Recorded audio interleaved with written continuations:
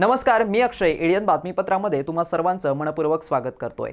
आज दिवसभरात घडलेल्या संपूर्ण घटनांचा आढावा आपल्याला घ्यायचाच आहे, परंतु त्या अगोदर नजर टाकूया आज दिवसभरात घडलेल्या काही महत्त्वाच्या आणि ठळक घडामोडींवरती. प्रहार संघटनेचे अध्यक्ष बच्चू कडूंचा आक्रमक पवित्रा. दिव्यांग बांधवांच्या समस्या ऐकून घेत अधिकाऱ्यांच्या कानशिलात लगावली. अनुराग ठाकूर यांचा फोटो गाढवाला लावून जाहीर निषेध करत शहर जिल्हा काँग्रेस कमिटीचे विभागीय आयुक्त कार्यालयासमोर तीव्र निदर्शने. तर जिल्ह्याला 100 कोटींचा निधी दिल्याबद्दल मुख्यमंत्री एकनाथ शिंदे यांचा आंबेडकरी समाजाच्या वतीने होणार जाहीर सत्कार. विविध पक्ष संघटनांच्या कार्यकर्त्यांची पत्रकार परिषदेत घोषणा. आता बघूया सविस्तर बातम्या.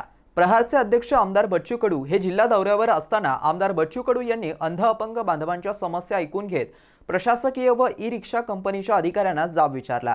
यावेळी त्यांनी कडू स्टाईलने एका अधिकाऱ्याला हलकीशी कानशिलात सुद्धा लगावली आहे. प्रहार संघटनेच्या माध्यमातून आमदार बच्चू कडू दिव्यांग बांधवांच्या समस्या आणि त्यांच्यासाठी शासन दरबारी आवाज उठवतात. दिव्यांगांच्या प्रश्नांसाठी त्यांनी अनेकदा मोर्चे आंदोलनही काढली आहेत, तर काही वेळा प्रशासकीय अधिकाऱ्यांशी पंगाही घेतला. एखाद्या अधिकाऱ्याच्या कानशिलात लगावली, कुणावर लॅपटॉप फेकून मारलाय, अशा बच्चू कडू यांच्या घटना सोशल मीडियात यापूर्वीही व्हायरल झाल्याचं पाहायला मिळतं. आता छत्रपती संभाजीनगरमध्येही तशीच एक घटना घडली आहे. त्यामध्ये प्रशासकीय अधिकाऱ्यांवरती बच्चू कडू यांचा पारा चढल्याचं दिसून आलं. त्यांनी ई-रिक्षा देणाऱ्या योजनेशी संबंधित समाज कल्याण विभागातील अधिकाऱ्यांना जाब विचारला, तर ई-रिक्षा कंपनीच्या अधिकाऱ्याच्या कानाखाली लगावली. अंध अपंग व्यक्तींना उदरनिर्वाहासाठी समाज कल्याण विभागाकडून ई-रिक्षा देण्यात आल्या होत्या, मात्र ज्या दिवशी त्या रिक्षा दिल्या त्याच दिवशी त्या बंद पडल्या. या सगळ्या रिक्षा घेऊन अंध दिव्यांग व्यक्ती आमदार बच्चू कडू यांच्याकडे आले होते. त्यावेळी बच्चू कडू यांनी संबंधितांना जाब विचारताना एका अधिकाऱ्यांना हलकीशी कानशिलात लगावल्याचं पाहायला मिळालंय. तर काँग्रेसचे खासदार तथा विरोधी पक्षनेते राहुल गांधी यांच्याबाबत अपशब्द काढण्याचा आरोप करत अनुराग ठाकूर यांचा फोटो गाढवावरती लावून शहर जिल्हा काँग्रेस कमिटीच्या युवा आघाडीच्या वतीने जाहीर निषेध करण्यात आलाय.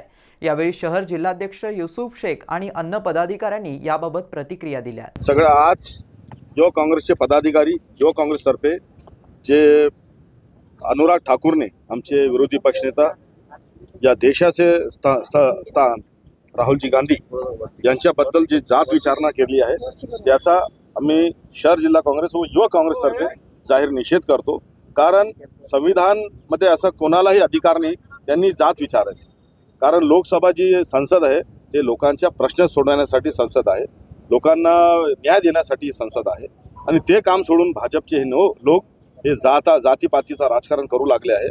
आणि त्याला समर्थन म्हणून नरेंद्र मोदी देशाचे पंतप्रधान आहे ते पण त्यांना समर्थन करत आहे ट्विटच्या माध्यमातून. आपण बघितलं या देशामध्ये जातीमध्ये भांडणं लावायचं काम, शेतकऱ्याचा कर्जमाफी नाही आहे, या पेट्रोल डिझेल वाढलेलं आहे, महागाई वाढलेली आहे, हे मुद्दे सोडून हे भाजपचे लोक हे जातीचं राजकारण करत आहे आणि जात विचारण्याचं काम हे करत आहे आणि देशाला तोडण्याचं हे काम करत आहे. काँग्रेस हे देशाला जोडण्याचं काम करीत आहे. आमचे नेते राहुल गांधी यांनी कन्याकुमारी ते काश्मीरपर्यंत भारत जोडो पदयात्रा काढलेली आहे. भाजपचा कोणताही नेता भारत जोडोमध्ये सहभागी होत नाही, भारत तोडोमध्ये सहभाग होत आहे. म्हणून आम्ही भाजपचा, अनुराग ठाकूरचा आणि नरेंद्र मोदीचा यांचा जाहीर निषेध करतो.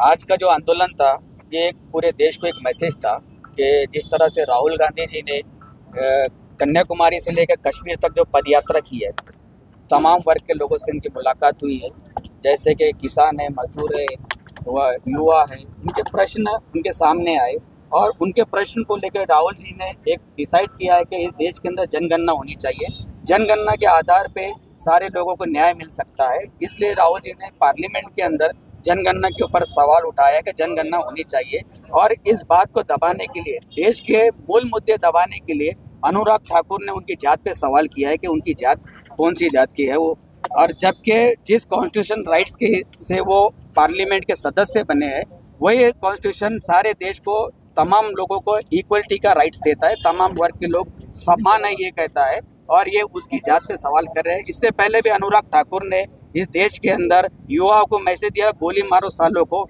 इसके उनके ये प्रेरणा लेते हुए एक व्यक्ति ने गोली चलाई थी और इन्होंने देश को तोड़ने का काम किया है। इसलिए हम अनुराग ठाकुर का निषेध करते हैं, उनको हमने चप्पलों का हार डाला है। अगर कभी इसके बाद उनकी प्रतिक्रिया बंद नहीं होती है, राहुल जी के खिलाफ में अगर बोलना बंद नहीं करते, तो हम दिल्ली जाके उनके घर के बाहर उनको चप्पलों का हार डालेंगे। जिल्ह्याला 100 कोटी रुपयांचा निधी मंजूर करण्यात आलाय। याबरोबरच टीव्ही सेंटर आणि जुबली पार्क येथील महापुरुषांच्या पुतळ्यांचं सुशोभीकरण प्रकल्प सुरू करण्यात आल्याबद्दल शहरातील विविध पक्ष व संघटनातील दलित नेत्यांच्या वतीने मुख्यमंत्री एकनाथ शिंदे यांचा जाहीर सत्कार करण्यात येणार असल्याची माहिती पत्रकार परिषदेत देण्यात आली आहे। महाराष्ट्र राज्याचे सन्माननीय मुख्यमंत्री माननीय एकनाथरावजी शिंदे हे 11 ऑगस्टला संभाजीनगरला येणार आहेत। त्यांच्या या आगमनानिमित्तानं आम्ही आंबेडकरी समूहाच्या वतीने त्यांचा कृतज्ञता सोहळा टीव्ही सेंटर संभाजीनगर येथे 11 तारखेला संध्याकाळी 5 वाजता भव्य दिव्य असा करणार आहोत। या कार्यक्रमाच्या तयारीसाठी आमचे सहकारी जानुभाऊ शेंडगे, आमचे संतोष भिंगारे, अरुणजी बोर्डे, महेंद्र सोनवणे, किशोरजी थोरात, आमचे बातपुडे, त्याचप्रमाणे आमचे मगरे साहेब, सुजी मगरे आणि अमोल जाधव आणि इतर सर्व कार्यकर्ते या ठिकाणी सर्व कामाला लागलेले आहेत। सत्कार करण्याचा कार्यक्रम आहे। त्याचं कारण असं की माननीय मुख्यमंत्र्यांनी जगविख्यात अजिंठा लेणीच्या पायथ्याशी एक डॉक्टर बाबासाहेब आंबेडकरांच्या नावाने थीम पार्क, त्या ठिकाणी बाबासाहेब आंबेडकरांचा पूर्णाकृती पुतळा, भगवान बुद्धाचा स्टॅच्यू, त्याचप्रमाणे विपश्यना केंद्र आणि एक आंतरराष्ट्रीय दर्जाचं उद्यान, त्या ठिकाणी जगातला आणि भारतामधला प्रत्येक व्यक्ती पर्यटक म्हणून त्या शिल्पाला पाहण्यासाठी अजिंठा येथे येत असतो। एक मोठं काम त्या ठिकाणी झालेलं आहे, त्याचा निधी प्राप्त झालेला आहे की मुख्यमंत्री आणि आम्ही सगळे स्टेजवर असणार आहोत की राज्यामधले जे काही आंबेडकरी चळवळीचे दलिताचे जे काही प्रश्न आहेत, सगळ्यात मोठा मुद्दा आहे की या ठिकाणी मागासवर्गीयांचा जो काही निधी असतो 10% निधी तो इतर वळवला जातो, तो यापुढे वळवण्यात येऊ नये। आंध्र सरकार आणि कर्नाटक सरकारने तो निधी वळवण्यात येऊ नये म्हणून कायदा केला त्या राज्यामध्ये, आणि खर्च जरी झाले नाही पैसे तरी तो लॅप्स होणार नाही याचा कायदा त्या ठिकाणी केला आहे। तसाच कायदा या ठिकाणी राज्यामध्ये व्हावा, तो निधी फक्त मागासवर्गीयावरच खर्च व्हावा, एसटी समुदायावरती खर्च व्हावा, असा आमचा त्या ठिकाणी मुख्यमंत्र्यांसमोर प्रश्न असणार आहे, मागणी असणार आहे। मागासवर्गीयांच्या विद्यार्थ्यांसाठी केंद्र सरकार शिष्यवृत्ती देत आहे, परंतु राज्य सरकार त्याच्यामध्ये वाटा टाकत नाही। आम्ही मुख्यमंत्र्यांना सांगणार आहोत की हा सुद्धा शिष्यवृत्तीचा जो काही वाटा आहे राज्याचा तो त्यांनी टाकावा। हर घर तिरंगा हे अभियान दिनांक 13 ऑगस्ट ते 15 ऑगस्ट या कालावधीत राबवण्यात येणार असून स्वातंत्र्य लढ्याचा जाज्वल्य इतिहास व देशभक्तीचा जागर व्हावा यासाठी जिल्ह्यातील सर्व स्तरातील नागरिकांनी स्वयंस्फूर्तीने सहभागी व्हावे असं आवाहन जिल्हाधिकारी दिलीप स्वामी यांनी केलं आहे। नमस्कार, मी दिलीप स्वामी, जिल्हाधिकारी छत्रपती संभाजीनगर बोलतोय। 15 ऑगस्ट हा राष्ट्रीय सण आपल्याकडे समोर येतो आहे। या निमित्तानं हर घर तिरंगा हा कार्यक्रम यावर्षी सुद्धा राबवण्याचा निर्णय शासनाने घेतलेला आहे आणि त्यानिमित्तानं दिनांक 13 ऑगस्ट ते 15 ऑगस्ट 2024 या कालावधीमध्ये प्रत्येक घरावर तिरंगा फडकला पाहिजेत। या दृष्टिकोनातून शासकीय निमशासकीय इमारतीवर रोषणाई करणे, ध्वज लावणे, प्रत्येक घरावर झेंडा लावण्यासाठी प्रत्येक घरमालकांनी, प्रत्येक भारतीयांनी यासाठी पुढाकार घ्यावा। तसेच दिनांक 9 ऑगस्ट पासून ते 15 ऑगस्ट पर्यंत विविध कार्यक्रम शासनामार्फत, निमशासकीय कार्यालयामार्फत, काही सेवाभावी संस्थांमार्फत साजरे केले जाणार आहेत, ज्यामध्ये तिरंगा रॅली आहे, तिरंगा प्रभात फेरी आहे, तिरंगा सांस्कृतिक कार्यक्रम आहेत, तिरंगा सेल्फी आहे, असे अनेकविध कार्यक्रम पार पाडले जाणार आहेत. माझे समस्त जिल्हावासियांना विनम्र आव्हान आहे की आपण या सर्व कार्यक्रमामध्ये सक्रिय सहभाग घ्या आणि आपण भारतीय असल्याचा आनंद, भारतीय स्वातंत्र्याचा दिवस मोठ्या प्रमाणामध्ये साजरा करण्यासाठी आपण सर्वांनी पुढे यावं आणि जिल्हा प्रशासनाला सहकार्य करावं अशी माझी विनंती आहे. शहरवासियांना एक सुवर्ण संधी. तुम्ही एखादा व्यवसाय करताय का? मग एडियनवर जाहिरात करा आणि मिळवा व्यवसायात मोठा फायदा. तर वाट कसली पाहताय? आत्ताच खाली दिसत असलेल्या नंबरवरती संपर्क साधा. आपल्याला अजूनही काही बातम्यांचा आढावा घ्यायचा आहे, परंतु इथे वेळ झाली आहे एका छोट्याशा ब्रेकची. कुठेही जाऊ नका, पाहत रहा एडियन न्यूज.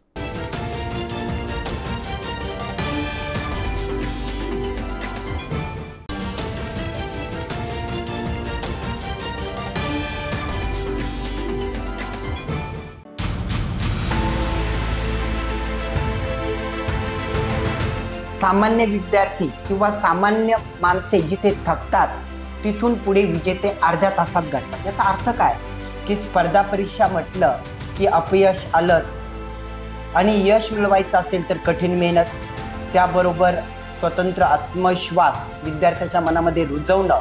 अडचणी हा एक आपल्या जीवन जगण्याचा मार्ग असतो. मी अडचणी कधी मानतच नाही. अडचणी हा आम्हाला शिकवण्यासाठीच असतात. प्रत्येक विद्यार्थ्याला मोटिवेट ठेवणं, त्याच्यामध्ये तो आत्मविश्वास निर्माण करणं आणि त्याला शेवटपर्यंत निकालापर्यंत टिकवणं ही एक मोठी शर्यत तयार झालेली आहे.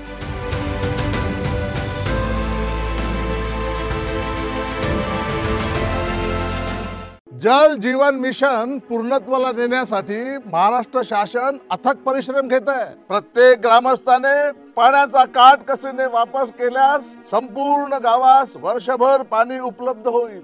आपली ग्रामपंचायत आणि सर्व ग्रामस्थांनी जे आपल्या गावातले पाण्याचे स्रोत आहेत त्याची सुरक्षा करणं आवश्यक आहे. आता सांडपाणी, कचरा पाण्यात मिसळणार नाही याची मिळून चोख व्यवस्था करायची आहे. महाराष्ट्र शासनाच्या जल जीवन मिशनचा एक भाग बनूया.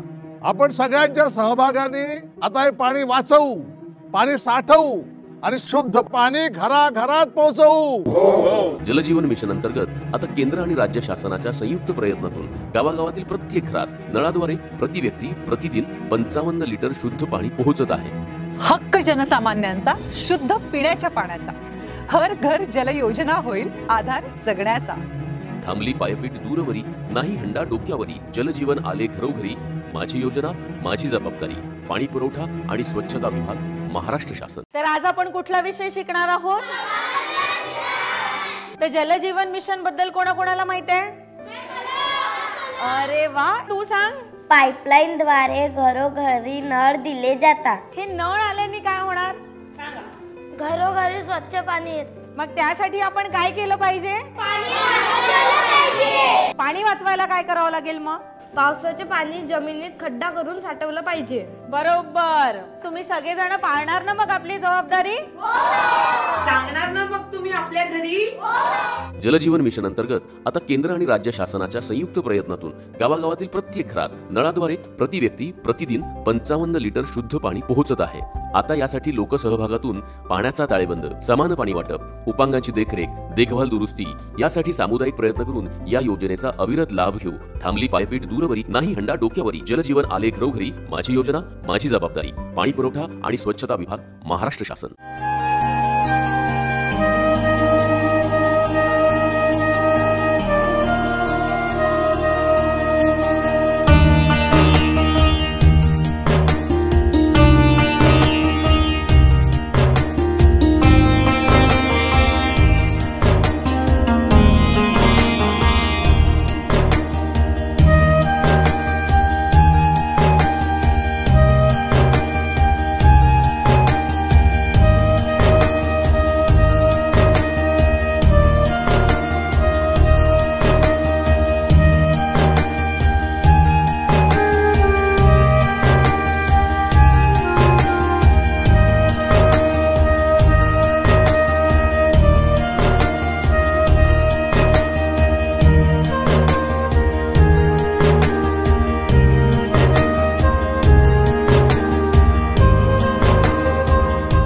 केंद्र आणि महाराष्ट्र शासनाच्या जलजीवन मिशनच्या माध्यमातून आता घराघरापर्यंत नळाद्वारे शुद्ध पाणी पोहोचविण्याची मोहीम पूर्णत्वाला नेली जात आहे। या मोहिमेच्या यशस्वीतेसाठी आपल्या प्रत्येकाची जबाबदारी वाढली आहे। ही योजना सुरळीत चालण्यासाठी पंपाकरिता विजेची आवश्यकता असते, म्हणूनच आपण आपली पाणीपट्टी वेळेत भरूया। असे न केल्यास पंपाचे संचालन किंवा अन्य खर्च जसे निर्जंतुकीकरण, देखभाल, दुरुस्ती आणि उपकरण व साहित्यांसाठी लागणाऱ्या निधीअभावी योजना बंद होऊ शकते। म्हणूनच आपण आपली पाणीपट्टी ग्रामपंचायतीकडे वेळेत जमा करू। आपली योजना, आपली जबाबदारी। केंद्र आणि राज्य शासनानं केली योजना भारी, जलजीवन मिशननं पाणी आणलं आपल्या दारी। थांबली पायपीट दूरवरी, नाही हंडा डोक्यावरी, जलजीवन आले घरोघरी, माझी योजना माझी जबाबदारी। पाणी पुरवठा व स्वच्छता विभाग, महाराष्ट्र शासन। जलजीवन मिशन ही योजना आभारी शुद्ध पाणी पोहोचवी घरोघरी। आपण निभावू आपली जबाबदारी, वेळेत पाणी पट्टी भरण्याची घेऊ खबरदारी। निर्जंतुकीकरण अन देखभाल दुरुस्ती, यातूनच होईल ना मग खर्चाची वजाबाकी। जल पुनर्भरण अन भूजल संवर्धनाची जो कास धरी, शाश्वत पाणी संचयातून भविष्य आपुले सुदृढ करी। शुद्ध पाण्यामुळे निरोगी आयुष्याची किमया न्यारी।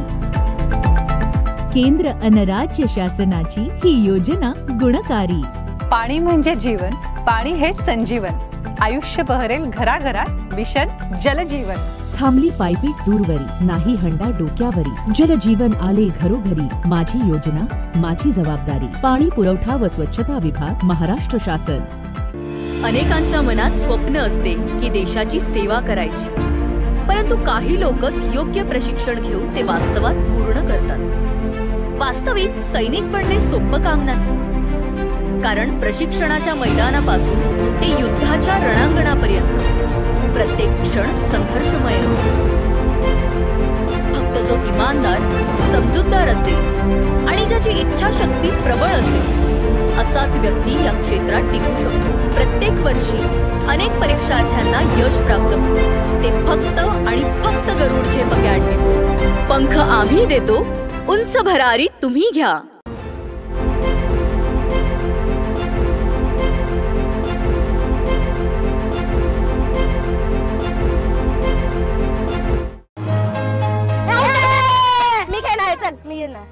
तू कुठे? माझा नंबर आहे आता। हो याचा नंबर आहे। तू कशी आलीस खेळायला? आणि तुला खेळायला वेळ कसा मिळाला? अरे आता माझ्याकडे खेळायला आणि अभ्यास करायला वेळच वेळ आहे। म्हणजे मला रोज आई बरोबर पाणी आणायला दूर जावं लागायचं, त्यामुळे तुमच्यासोबत खेळायला मला वेळच नाही मिळायचा। कधी कधी तर माझी शाळा पण बुडायची। मग आज वेळ कसा मिळाला? कारण आता आमच्या घरी नळ आलाय, त्यामुळे पाणी आणायला दूर जावं लागतच नाही, त्यामुळे सगळीकडे चांगलं पाणी मिळतंय। मी खेळू ना? हिच्यानंतर माझा नंबर। हा केंद्र आणि महाराष्ट्र शासनाच्या जलजीवन मिशनमुळे महाराष्ट्रातील प्रत्येक घरी प्रतिदिन प्रति व्यक्ती 55 लिटर शुद्ध पाणी पोहोचवलं जाते। अनेक दुर्गम भागातील वाड्या वस्त्यांवरही सौर ऊर्जेचा वापर करून शुद्ध पाणी पोहोचवलं जाते। त्यामुळे अनेक महिलांचा पाण्यासाठी होणारा त्रास वाचला आहे। तसेच अनेक मुलींच्या शिक्षणातील आणि खेळण्यातील अडथळा दूर होतोय। थांबली पायपीट दूरवरी, नाही हंडा डोक्यावरी, जलजीवन आले घरोघरी, माझी योजना माझी जबाबदारी। पाणी पुरवठा आणि स्वच्छता विभाग, महाराष्ट्र शासन। सलाम सरपंच। अरे सलाम युसुफ भाई, काय म्हणतो बा? मी काय ऐकलंय बाबा, तुम्ही जे गावात पाईपलाईन नळ लावून देणार आहे त्याचे पैसे घेणार आहे म्हणून? मी नाही घेणार आहे बा। मग आता तुझ्या घरात वीज येते, त्याचं बिल भरते की नाही? भरतो की। अरे मग तसंच आहे ते। आता तुमच्या घरात पाईपलाईन टाकणं, त्याला नळ लावून देणं, हाच खर्च शासन आणि 10% लोक वर्गणी यातून होणार आहे। पण त्याच्या देखभाल, दुरुस्ती, पाणी सोडायचं, तो विजेचा पंप चालवा लागेल, त्याचं बिल कोण भरत? म्हणजे महिन्याभरात तुम्ही जेवढं पाणी वापराल त्याचं फक्त बिल भरायचं आहे तुम्हाला, बस। याच्यात आपलाच फायदा आहे ना का? म्हणजे आपलं घर, शाळा, सगळीकडे साफ आणि स्वच्छ पाणी येईल। असं का? म्हणजे पाणी जेवढं पाहिजे तेवढंच वापरायचं, म्हणजे आपलं बिल पण कमी येईल ना। आता समजलं मला, येतो मी। जलजीवन मिशन अंतर्गत आता केंद्र आणि राज्य शासनाच्या संयुक्त प्रयत्नातून गावागावातील प्रत्येक घरात नळाद्वारे प्रतिदिन प्रति व्यक्ती 55 लिटर शुद्ध पाणी पोहोचत आहे। थांबली पायपीट दूरवरी, नाही हंडा डोक्यावरी, जलजीवन आले घरोघरी, माझी योजना माझी जबाबदारी। पाणी पुरवठा व स्वच्छता विभाग, महाराष्ट्र शासन। मस्त मास्क पहना रे तूने। Thank you sir. वो जान बचाने के लिए पहनना पड़ता है ना सर। रेडीमेड है या टेलर मेड है? ऑनलाइन ऑर्डर किया है सर। एक और है क्या? है ना सर। देना। बहुत मस्त लगे आपको। ये ना सर। सर ना भाई, जान बचाने के लिए बाइक चलाते वक्त सिर्फ खोपड़े पे मास्क पहनेगा तो खोपड़े को कौन बचाएगा? समझ गया सर। हेलमेट ऑनलाइन ऑर्डर कर, वरना हमेशा के लिए ऑफलाइन हो सकता है। Okay sir. ये ले। चल हम ये भी ऑनलाइन भर दे। हेलमेट पहने, ट्रैफिक नियमों का पालन करे, जिंदगी के सफर को सुरक्षित रखे।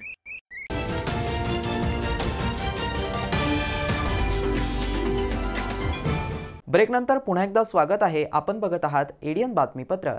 स्वातंत्र्य दिन विभागीय आयुक्त कार्यालयाच्या प्रांगणात होणाऱ्या मुख्य प्रशासकीय ध्वजारोहण सोहळा पूर्वतयारीचा आढावा विभागीय आयुक्त दिलीप गावडे यांच्याकडून घेण्यात आलाय। भारतीय स्वातंत्र्याच्या वर्धापन दिनानिमित्त मुख्य शासकीय ध्वजारोहण सोहळा विभागीय आयुक्त कार्यालयाच्या प्रांगणात गुरुवारी 15 ऑगस्ट रोजी सकाळी 9:05 आयोजित करण्यात आलाय। मुख्य ध्वजारोहण समारंभासाठी सर्व यंत्रणांनी समन्वय ठेवून जबाबदारी पार पाडावी असा निर्देश विभागीय आयुक्त दिलीप गावडे यांनी येथे दिले। स्वातंत्र्य दिन सोहळ्याच्या पूर्वतयारीचा आढावा घेण्यासाठी विभागीय आयुक्त कार्यालयाच्या सभागृहात विभागीय आयुक्त श्री गावडे यांच्या अध्यक्षतेखाली बैठक झाली आहे। त्यावेळी ते बोलत होते। यावेळी उपायुक्त जगदीश मिन्यार, उपायुक्त नयना बोरदडे यांच्यासह महसूल, पोलीस, महानगरपालिका, सार्वजनिक बांधकाम विभाग, जिल्हा परिषद, शिक्षण विभाग, माहिती विभाग आदींसह विविध कार्यालयाचे अधिकारी यावेळी उपस्थित होते। गावडे म्हणाले की मुख्य ध्वजारोहण सोहळ्यात पालकमंत्री यांच्या हस्ते ध्वजारोहण होईल। मुख्य शासकीय कार्यक्रमाच्या अनुषंगाने कार्यक्रमस्थळी स्वच्छता करणे, रंगरंगोटी, कुंड्या ठेवणे, पताका लावणे, गणमान्य व्यक्ती व अधिकाऱ्यांना उभे राहण्यासाठी व्यवस्था आदी कामे नियोजनबद्ध पद्धतीने पूर्ण करण्याबाबत तसेच ध्वजस्तंभ, राष्ट्रध्वज, ध्वजाला मानवंदना, पोलीस पथकांची, बँड पथकांची नियुक्ती आदी कामे वेळेत पूर्ण करावीत अशा सूचनाही श्री गावडे यांनी यावेळी दिल्यात। उपायुक्त मिनियार यांनी स्वातंत्र्य दिन सोहळ्याच्या पूर्वतयारीबाबत शासनाच्या निर्देशाप्रमाणे कारवाई करण्याची माहिती दिली। त्यावेळी विविध विभागाचे प्रमुख अधिकारी उपस्थित होते। आंबेडकरवादी संघर्ष समितीचे मुख्य समन्वयक तथा आंबेडकर चळवळीतील आंदोलनकारी कार्यकर्ते म्हणून प्रचलित असलेले पॅन्थर श्रावण गायकवाड यांच्या 60व्या वाढदिवसानिमित्त बेरोजगार मेळाव्याचं आयोजन करण्यात आलं होतं। यावेळी मुकुंद सोनवणे, मनपा आयुक्त जी श्रीकांत यांची या कार्यक्रमाला प्रमुख उपस्थिती होती। आंबेडकरवादी संघर्ष समितीचे लढवय्ये योद्धे पॅन्थर श्रावणदादा गायकवाड यांच्या 60व्या वाढदिवसानिमित्त मौलाना आझाद रिसर्च सेंटर येथे बेरोजगार मेळाव्याचे आयोजन करण्यात आलं होतं। या मेळाव्याच्या अध्यक्षस्थानी ज्येष्ठ आंबेडकरवादी नेते मुकुंद सोनवणे हे होते, तर महानगरपालिकेचे आयुक्त जी श्रीकांत, माजी सहाय्यक पोलीस आयुक्त बालाजी सोनटक्के, रामराव दाभाडे, स्वप्नील राठोड आदींची यावेळी प्रमुख उपस्थिती होती।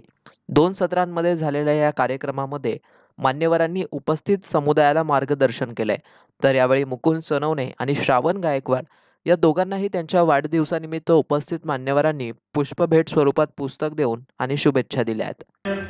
दारू प्यायची हा फार मोठा आजकाल तरुणमध्ये फॅड झालेला आहे। अरे प्याना प्यायची असेल तर जागेला स्वतः खूप चांगला पैसे कमवून एक लक्झुरियस दिलं तर त्याला थोडं सन्मान असतो।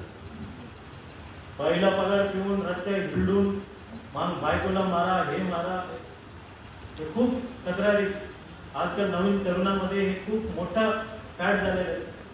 आता माझ्याकडे 3000 कर्मचारी आहेत, भरपूर तक्रारी येत येतात। महिला येतात, हे येतो म्हणलं कसे लागले रे बाबा, वडिलांच्या जागेवर लागली, लाड पागे समितीमध्ये लागली, म्हणजे फुकटातच लागली। तुम्ही आमच्यासारखं घासून आला असतं तर माहिती कळलं असतं की नोकरी काय असते। आज एका छोट्या नोकरीसाठी 15-15 हजार, एका साधा पोलीस शिपाईसाठी 15-15 हजार लोक अर्ज करतात। किती दिवस कर्ज घेणार होता? घेतलेल्या कर्जाचा विनियोग करणारा आहोत की नाही? रोज दुश्मनीचा एक कायदा तुमचा नापास करतो। बाबासाहेब आंबेडकरांनी लिहिलेल्या घटनेला छिन्न करणं सुरू आहे आणि आम्ही झोपलेले आहोत। एक नेता त्याच्याबद्दल बोलायला तयार नाही। तुम्ही लोकांचे हजारो निवडून आणा आणि 2 पद आमची बी आणा, त्यांच्यासोबत आमची बी आणा। जे बाबासाहेब आंबेडकरांनी अहोरात्र कष्ट करून या देशाला सुजलाम सुफलाम करण्यासाठी, तुमच्या आयुष्याला चांगले दिवस येण्यासाठी, सर्वसामान्य बहुजन समाजाला त्याला आपण काय म्हणतो, संविधान. हे संविधान हातात घेऊन लोकांनी तुमच्या मतदारावरती टाके टाकले. आज ते एक शब्द बोलायला तयार नाही. ज्यांना संविधान वाचावं म्हणून आम्ही भरभरून मतदान केलं, आम्हाला असं वाटलं होतं की हे संविधान वाचवणारे आहेत. काल परवा सुप्रीम कोर्टाचा निकाल लागला, एक शब्द कोणी बोलायला तयार नाही. आमची फसगत झाली, लक्षात असू दे. शिक्षण महर्षी माधवराव बोर्डे प्रतिष्ठानचे सचिव तथा माजी मनपा सभापती मिलिंद दाभाडे यांच्या हस्ते डॉक्टर बाबासाहेब आंबेडकर मराठवाडा विद्यापीठाचे कुलगुरू डॉक्टर वाल्मिक सरवदे यांचा संविधान व अशोक स्तंभाची प्रतिमा देऊन सन्मानपूर्वक त्यांचा गौरव करण्यात आलाय. यावेळी प्रतिष्ठानचे कार्याध्यक्ष ॲडव्होकेट धनंजय बोराडे यांच्यासह मान्यवर उपस्थित होते. प्रतिष्ठानच्या वतीने राजश्री शाहू महाराजांच्या 150व्या जयंतीनिमित्ताने विविध क्षेत्रात उल्लेखनीय कामगिरी बजावणाऱ्यांचा मान, कर्तृत्वाचा सन्मान, नेतृत्वाचा या उपक्रमाअंतर्गत सत्कार करण्यात आलाय. यावेळी राजश्री शाहू महाराजांच्या निवडक आदेशांचं शासनाने पुस्तकही भेट देण्यात आलंय. प्रतिष्ठानच्या वतीने राजश्री शाहू महाराज यांच्या जयंतीनिमित्त विविध उपक्रम राबवले जात आहे. त्याबरोबरच विविध क्षेत्रांमध्ये उल्लेखनीय कामगिरी करणाऱ्यांचा सन्मान देखील यावेळी करण्यात येतोय.